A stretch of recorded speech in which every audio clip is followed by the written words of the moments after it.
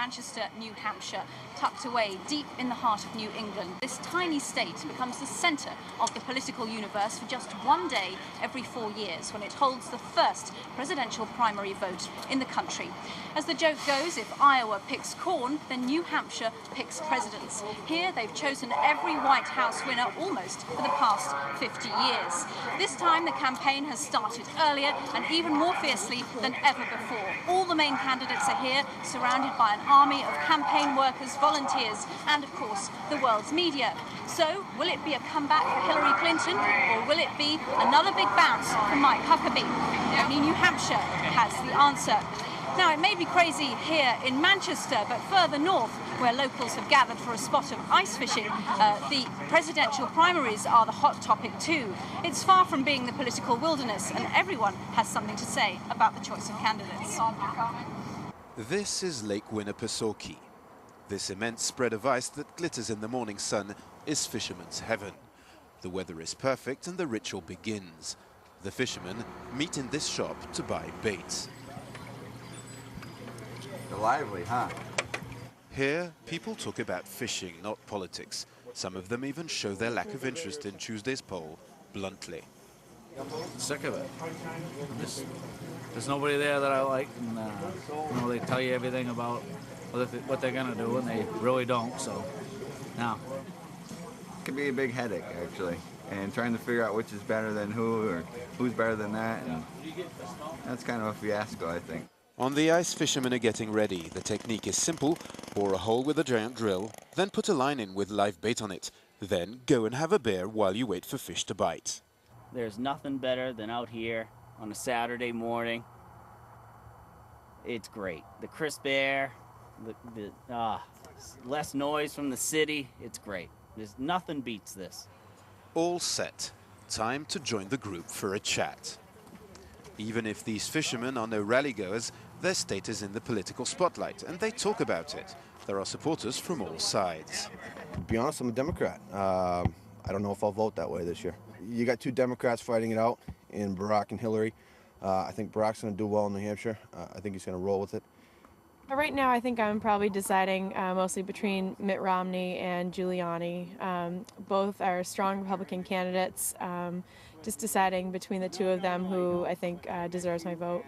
Greg is joining his family on the ice. He's a fan of fishing, but also politics. He's proud of his state's influence on the presidential race.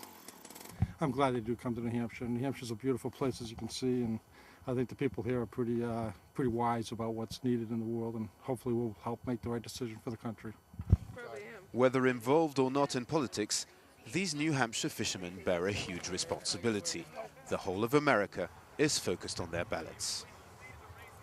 New Hampshire's motto is live free or die. This is a state that likes to make up its own mind. And the voters to watch in this primary are the ones who still haven't made their mind up. A whopping 40% of New Hampshire voters are registered as independent, and they're the ones who will make or break a candidate here.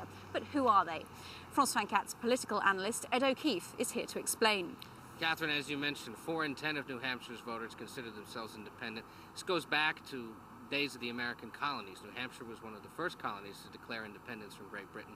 And these voters really enjoy going to the different events and going back and forth between the two candidates, listening to what they have to say.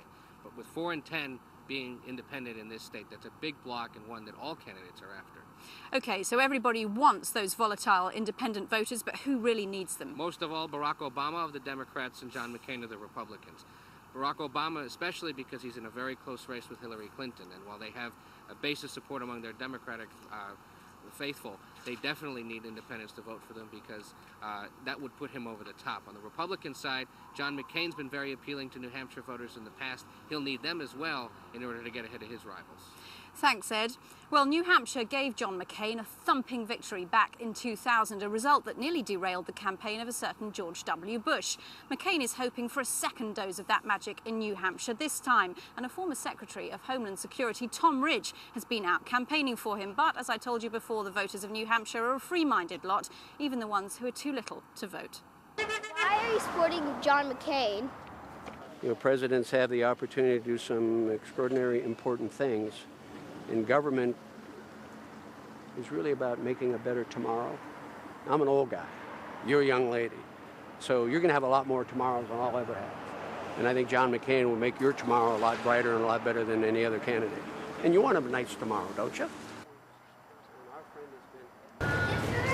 The second language of New Hampshire is not politics, but French, and one leading Republican here speaks it fluently. 40 years ago, Mormon Mitt Romney headed to Paris to preach. We went in search of his foreign past.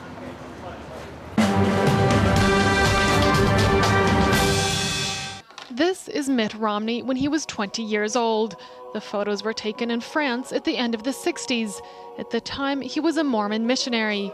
He rode around the country, knocking on doors, trying to convert people. The photos belong to André and Paulette, a Mormon couple who knew Mitt well at the time. He was very handsome and very nice. He was, for a young man of his age at the time, very open, easy to talk to. He would always go out and speak to people. During his stay, Mitt Romney moved all over France. In May of 1968, the country came to a grinding halt with strikes and widespread protests. Romney was sent to Spain in search of an open bank. He was also in a severe car accident that killed one of the passengers. Through his missionary activities, he worked his way up the ranks of the church.